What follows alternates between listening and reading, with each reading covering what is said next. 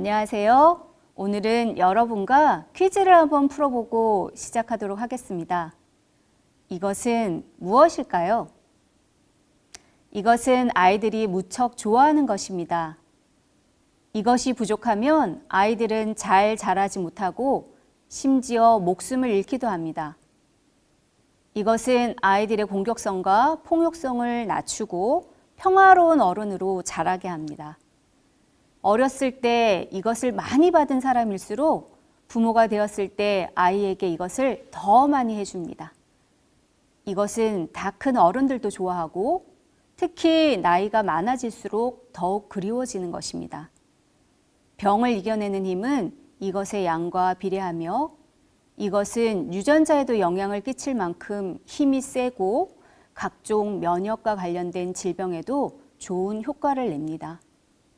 이것은 스트레스 호르몬은 낮추고 뇌의 기민함은 높여주며 말보다 10배나 강력한 위로를 전해주어 주는 사람, 받는 사람 모두 행복하게 합니다. 이것은 어려운 일도 아니고 돈이 들지도 않으며 자꾸 해도 없어지지도 질리지도 않습니다. 자, 과연 이것은 무엇일까요? 정답은 바로 오늘의 주제인 사랑과 기적의 터치인 스킨십입니다. 어루만져주고 토닥여주며 안아주는 사랑스러운 접촉인 것입니다. 우리말로 표현하면 좋겠는데 그냥 큰 범위로 스킨십이라는 표현을 더 많이 사용하는 점 이해해 주시기 바랍니다.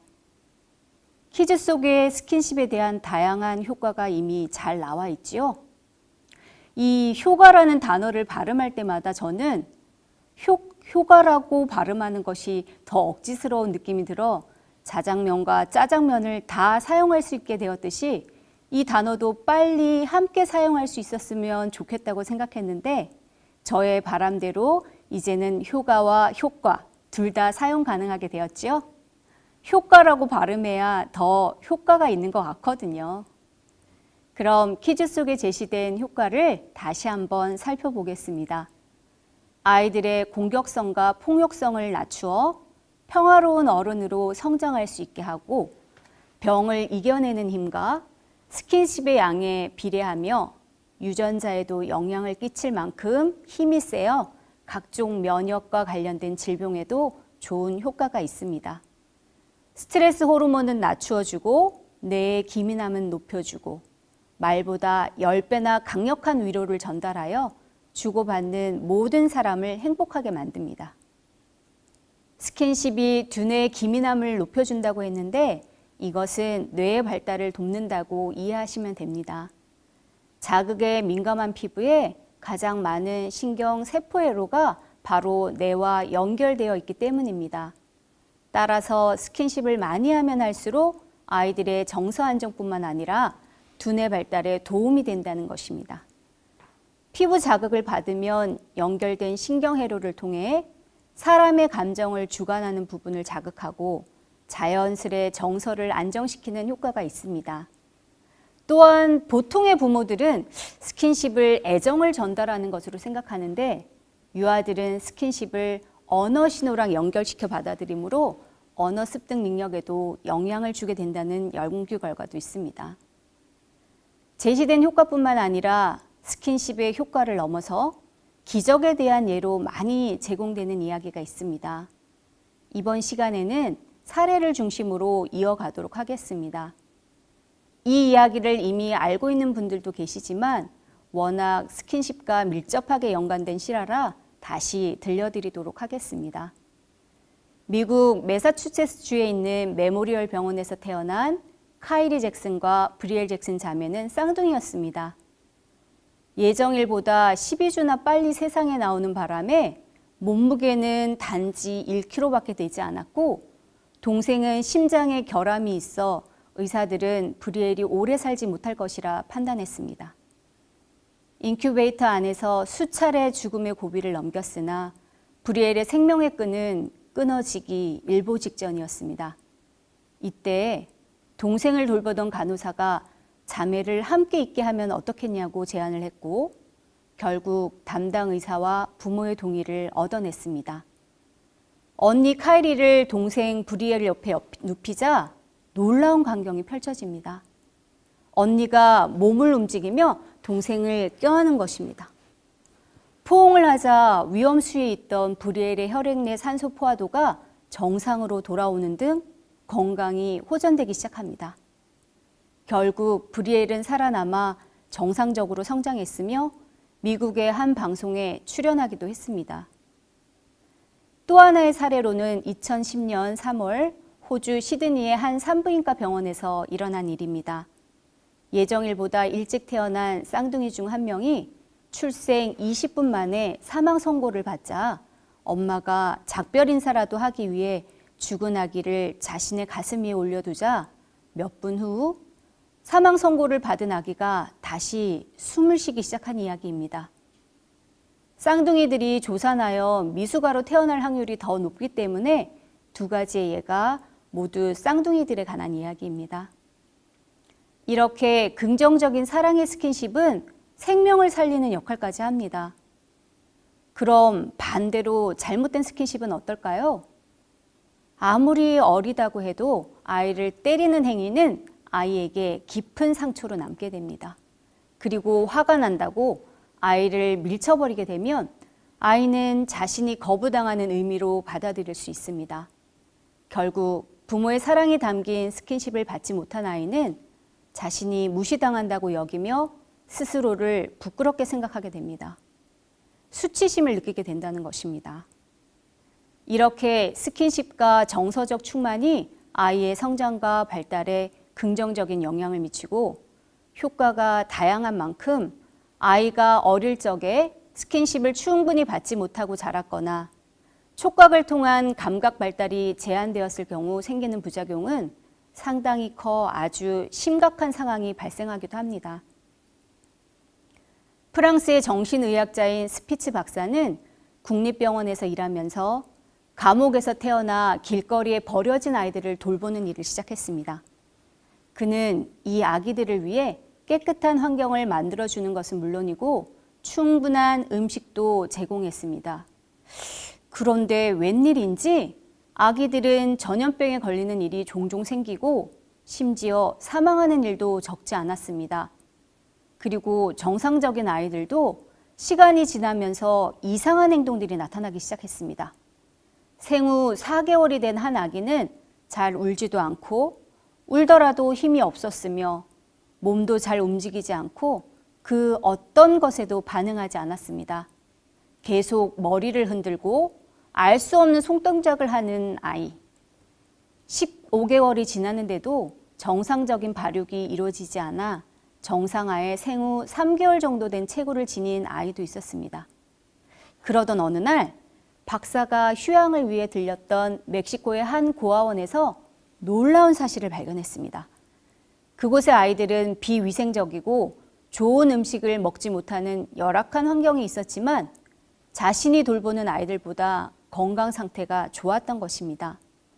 대부분의 아이들이 울거나 보채지 않았으며 이상 행동을 보이지도 않았습니다. 이에 호기심을 갖게 된 스피츠 박사는 몇 달간 고아원을 지켜보기로 했습니다. 그 결과 자신이 돌보는 병원의 아이들과 고아원의 아이들의 다른 점 한 가지를 발견했습니다. 다른 점은 바로 이웃들이 매일 고아원을 찾아와 아이들을 안고서 노래를 불러주고 이야기를 들려주었기 때문이었습니다. 고아원의 아이들은 이웃 사람들과 피부를 맞대며 특별한 친밀감을 쌓아갔던 것입니다. 즉, 스피츠 박사가 운영했던 보육원의 문제점은 보육자의 따뜻한 포옹이나 접촉이 없이 그냥 침대에 누운 채 아이에게 음식을 주었기 때문인 것으로 밝혀졌습니다. 아이들의 기본적인 생리적 욕구는 채워졌지만 정서적 충만감이 채워지지 않은 탓이었습니다. 이후 휴양을 마치고 프랑스로 돌아간 박사는 8명당 1명이었던 보모의 수를 4명당 1명으로 늘려 아기와의 친밀한 접촉을 늘렸습니다. 그 결과 아이들은 훨씬 건강하게 자랐고 이상 행동 또한 거의 보이지 않았습니다. 스킨십의 결핍은 여러 가지 문제를 야기합니다. 촉각은 인간의 감각 중 가장 빠르게 발달하는 감각으로 아이는 촉각을 통해 세상에 대한 정보를 얻습니다. 이러한 촉각 자극이 늦어질 경우 아이는 촉각을 대신할 수 있는 다른 감각, 가령 시각이나 청각이 발달할 때까지 기다려야 하고 그만큼 세상에 대한 정보를 늦게 받아들이고 분위기 파악에 뒤처지며 다른 사람과의 소통도 원활하게 이루어지지 않습니다. 이와 함께 욕구불만 상태에 빠지게 되고 분노와 폭력을 부추기는 신경망이 불균형하게 발달할 수밖에 없다는 이야기입니다. 부모 교육을 하다 보면 주변 사람들과 일상의 대화를 나누다가도 저 이야기를 사례로 삼아야겠구나 하는 생각이 들 때가 종종 있습니다.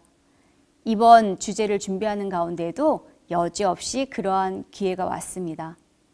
어느 환영회 모임에서 1차로 함께 밥을 먹고 대부분의 여자들이 그러잖아요. 좀 더 이야기를 나누자며 2차로 팥빙수를 먹으러 갔습니다. 이런저런 이야기 가운데 입양아에 관련된 이야기가 나왔습니다. 모임에 오신 분 중 한 분이 고등학교 교장 선생님의 사모님이셨는데 그분이 자신에게 특별한 경험이 있다고 하시며 이야기를 이어나갔습니다. 어느 날 사모님의 친구가 입양되는 아이가 새로운 가정에 입양 가기 전까지 돌보아주는 위탁모를 하기 위해 한 입양 기관을 가는데 같이 가자고 제안하여 따라갔다고 합니다.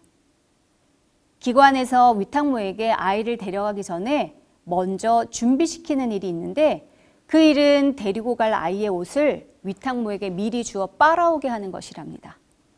준비된 옷을 가지고 기관에 가면 아이에게 기저귀만 채운 채 먼저 가슴으로 따뜻하게 안게 한 후 그 옷을 입히게 한다고 합니다.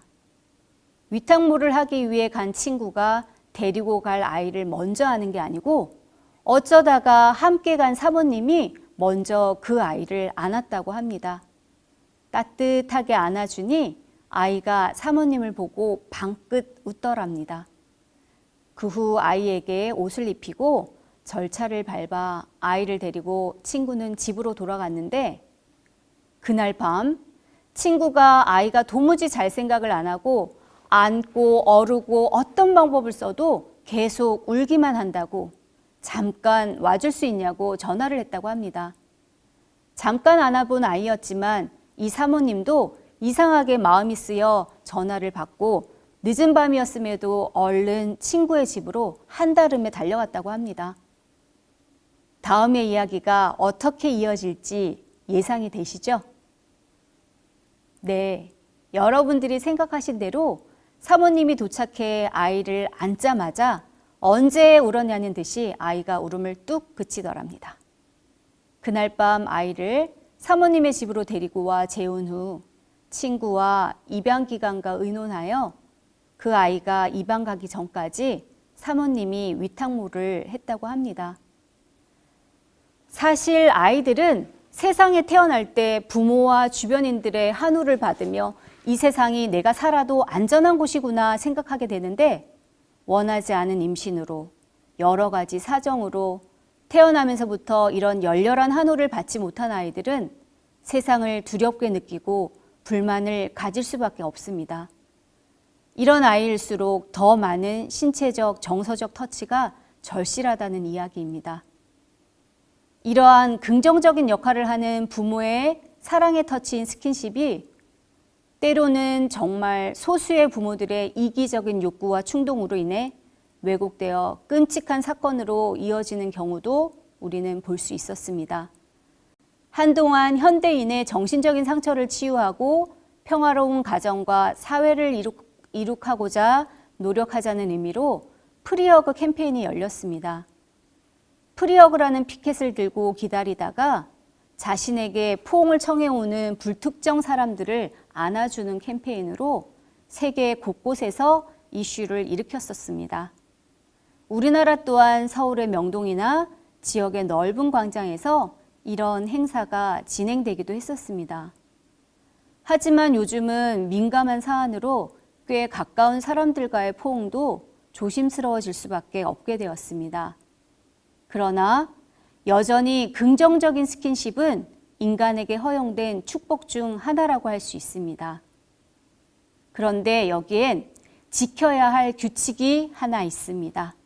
그것은 스킨십의 효과가 아무리 긍정적일지라도 반드시 편하고 익숙한 사람과의 터치, 접촉이어야 한다는 것입니다.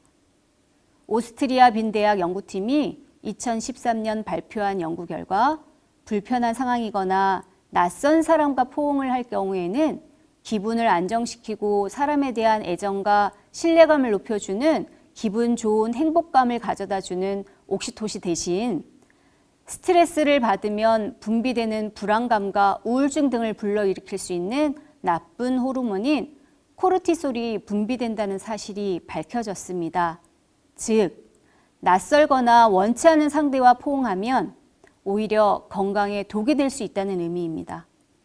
정신의학자들에 따르면 아이들이 어른들보다 포옹의 효과를 더 크게 보는 이유는 포옹에 대한 심리적인 저항감이 적기 때문이라고 합니다.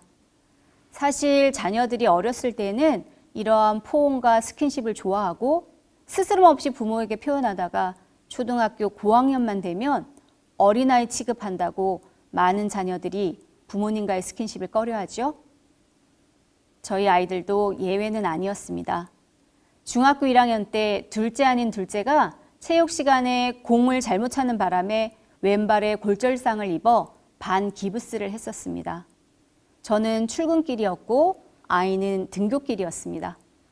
학교가 언덕에 자리 잡고 있어서 걸어가는데 불편할까 봐 제가 부축을 하려고 하는 찰나 우리 아이 왈, 엄마 여기 학교잖아요. 그래도 집에서는 제가 다가가 않으면 어렸을 때처럼 폭 안기지는 않지만 거부하지는 않았었는데 밖에서는 친구들의 시선을 신경 쓰며 마마보이의 이미지로 비춰질까 조심하는 모습을 보였습니다. 그 상황을 경험하면서 갑자기 제가 임신을 해 남편과 데이트를 갔던 날이 문득 생각났습니다. 그 당시 경기도 구리시에 백화점이 처음 생겨 출산 준비도 하고 맛있는 것도 먹을 겸 겸사겸사 백화점으로 데이트를 가게 된 것입니다. 신혼답게 남편과 손을 꼭 잡고 걸어가는데 갑자기 남편이 제 손을 확 뿌리치는 것입니다. 깜짝 놀라서 보니 저쪽에서 남편의 제자들이 걸어오는 것이었습니다. 제가 왜 그 당시가 생각났는지 아시겠죠? 그 아버지, 그 아들 아니랄까 봐. 남편이야 스킨십이 자연스럽지 않은 환경과 문화를 겪었다고 하지만 나름 신체적으로 정서적으로 많은 터치를 해준 우리 아이들은 왜 그럴까 하는 생각도 들었지만 집에서 거부하지 않는 게 어디야 하면서 위안을 삼았습니다. 밖에서는 아이들의 예민함을 지켜주고 집에서는 가끔 애원을 하며 아이들과 애정 표현을 이어갔습니다. 예민한 시기가 지나고 아이들이 고등학생이 되면서 7시에 집을 나가면 수업과 자율학습을 모두 마치고 11시가 훌쩍 넘어야 집에 도착할 수 있었습니다. 이런 아이들을 지켜보는 게 왠지 안쓰러웠습니다. 저도 다 겪은 일인데 자식의 일이 되니 또 다른 감정이 생기더라고요. 제가 해줄 수 있는 일은 수고했다라는 말과 함께 힘껏 안아주는 것뿐이었습니다. 고등학생이 되니 처음에는 엉덩이를 이만큼 빼고 안기더니 1년, 2년이 지나면서 그 다음은 너무나 자연스러워져 집 안으로 들어오면서 자신들이 먼저 팔을 힘껏 벌리며 안을 준비를 하는 모습을 보이고 양가의 조부모님들을 만나면 아이들이 먼저 다가가 할아버지, 할머니를 따뜻하게 안아주는 걸로 발전했습니다. 손주가 다가와 안아드리니 조부모님들은 너무나 행복해하시고 저에게 고맙다라는 말씀을 하셨습니다. 대학생이 된 이 아이들은 지금도 외출했다 돌아오면 자연스럽게 저와 포옹을 한답니다. 제가 조금 지치고 힘든 일이 있거나 반대로 우리 아이들이 우울한 기분이 들 때면 서로 충전 외치면서 평소보다 조금 더 긴 시간 서로를 꼭 안고 있습니다. 제가 스킨십 중 하나인 포옹의 효과를 톡톡히 보고 있습니다. 제가 남편하고는 어떨지 궁금하시죠? 이 시간이 부부 상담이 아니기 때문에 궁금증으로 남겨두도록 하겠습니다.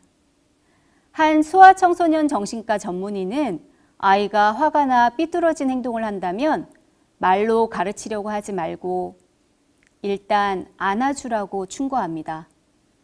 아이의 감정에 반응하지 마시고 일회기에서 배우신 것처럼 여러분의 전두엽을 활성화시키시고 꼭 안아주시기 바랍니다.